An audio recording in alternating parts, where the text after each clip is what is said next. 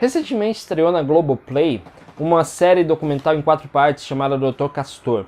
Você pode ter visto as chamadas na televisão falando sobre esse documentário, né? Cada parte tem 1 hora, então praticamente é um documentário de 4 horas falando sobre a vida, a obra e a morte de Castor de Andrade, que para quem é do Rio de Janeiro e mais especificamente Bangu, sabe, logicamente, de quem se trata, porque é uma figura emblemática do Rio de Janeiro, é uma figura emblemática de Bangu, e, quem sabe, é, assim, um símbolo de uma época e de um Rio de Janeiro que já não existe mais. Então, a gente assistiu essa série e gostaria de compartilhar com você a nossa opinião. Se você quiser saber a nossa opinião, então, sobre ela, por favor, fique com a gente.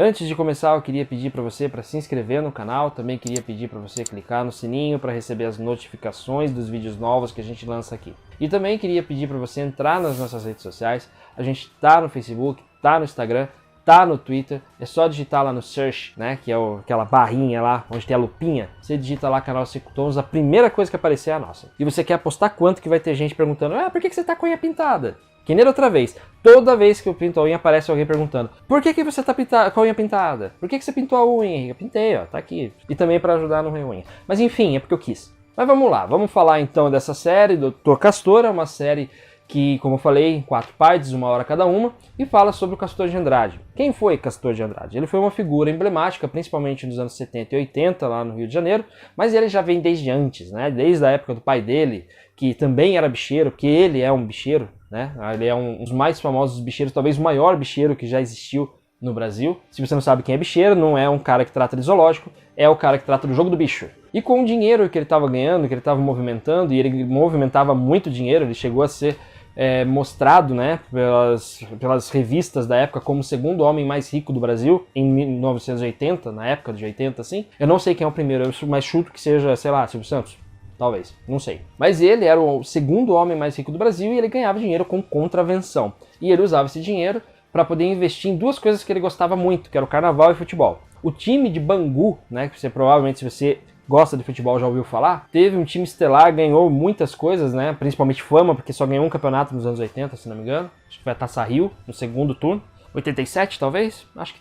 enfim. Mas ele teve melhor sorte no carnaval, sendo patrono da Mocidade Independente de Padre Miguel. E ali que foi que ele se encontrou, né? Ele virou uma figura que todo mundo gostava, uma figura extremamente simpática, andava pelos meios do poder, né? Deu entrevista pro Jô Soares, dava entrevista pra Globo. Enfim, ele era um homem que era muito simpático, um homem carismático, só que ele era bicheiro.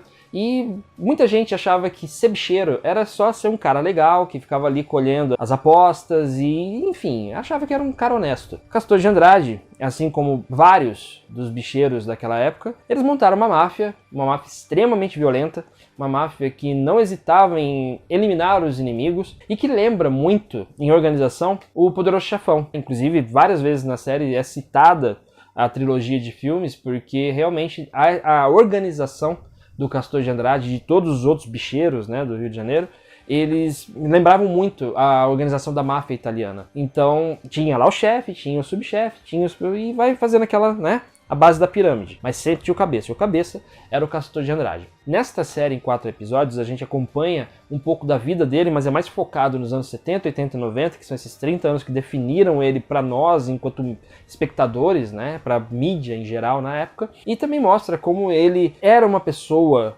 muito querida por todos que conheciam o Castor de Andrade, mas por outro lado ele era um homem que não hesitava em usar a violência quando necessário, e ele usava com bastante frequência. Então ele acabou sendo perseguido depois e tal, mas isso você vai ter que assistir a série para você descobrir o que aconteceu com o Castor de Andrade, ou você pode dar um Google se você tiver com preguiça, mas a gente recomenda que você assista a série.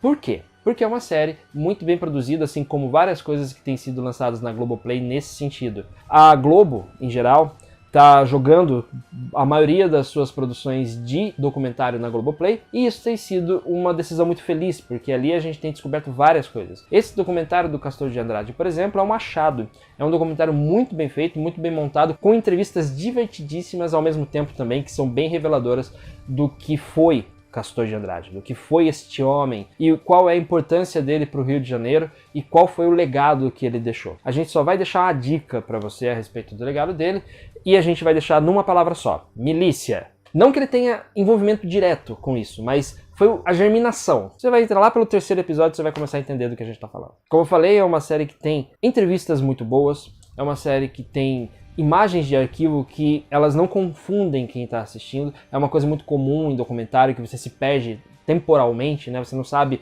em que época está se passando cada coisa. É tudo muito bem marcado, tudo bem mostrado pra gente, e são imagens de arquivo que complementam aquilo que os convidados, que as pessoas que estão sendo entrevistadas estão falando, e que também mostram pra gente qual era o tamanho do carisma do Castor de Andrade. Ele era um homem extremamente carismático, era um homem que realmente era tipo paizão da galera, todo mundo gostava dele. E todo mundo lá na área de Bangu gostava dele porque ele era um homem divertido também, além de ser muito mão aberta, né? Tipo, todos os relatos que se ouve nessa série, diz que ele era um homem que dava dinheiro à torto, à direito, né? Tipo, principalmente para jogador de futebol, tem histórias maravilhosas nesse sentido, mostrando isso no documentário, que ele era patrono do time, do Bangu, inclusive do futebol feminino, e numa final o juiz não deu ali uma marcação e ele entrou pra dar uns tapas no juiz. Ele entrou no meio do campo, correu atrás do juiz pra dar uns tapas no juiz. Ele fez isso 2 vezes. Então, numa das vezes ele entrou armado e quase matou o cara. Enfim, são histórias assim que mostram um tipo de malandro carioca que não tem mais. É o tipo de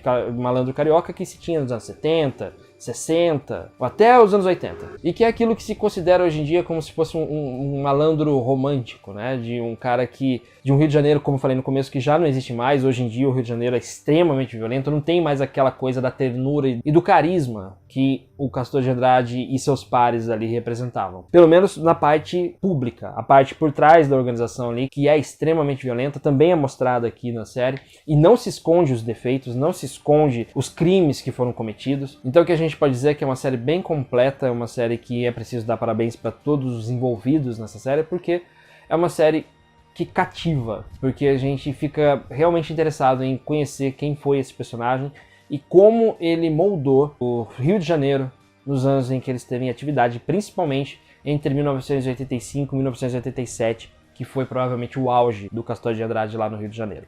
O julgamento moral, no fim das contas, acaba ficando pra quem assiste, pra você que assiste. Eu tive uma impressão, você pode ter outra. Provavelmente o pessoal do Bangu também vai ter uma impressão muito particular do que foi Castor de Andrade. E o julgamento fica realmente a critério de cada um. Não estamos aqui pra condenar, não estamos aqui pra santificar ninguém, nem a série faz isso. A série mostra o que aconteceu, mostra os fatos, e aí você que decide o que achar do Castor de Andrade. Por isso, por essa não tentativa de fazer com que a gente seja manipulado e tente gostar ou desgostar de uma pessoa, mas ser realmente imparcial no que diz respeito a quem foi o objeto desse estudo, que é essa série em 4 episódios, para nós, esta série, Dr. Castor, merece 5 estrelas. Se você tiver um tempinho, 4 horinhas aí sobrando na sua vida, por favor, assista essa série, que é uma série que mostra como o Rio de Janeiro naquela época era um microcosmos do Brasil. Bom, a gente vai ficando por aqui, muito obrigado a você que assistiu esse vídeo até aqui, a gente agradece a sua audiência e a gente se vê no canal 5 Tons para falar mais de filmes e séries Netflix, Globoplay, Disney+, ou Plus, depende de como você fala, Amazon, enfim, a gente tá aí para falar de tudo. Você tem algum recado para hoje? Tá aí o recado para quem quiser ler. Eu não tô vendo recado nenhum, não sei do que você tá falando. Você tá vendo algum recado? É isso. E por favor, sem falar das minhas unhas, tá? Senão eu vou na sua casa e eu vou dialogar com você. Com um taco de beisebol escrito diálogo. Tchau! É isso, chega. Até logo.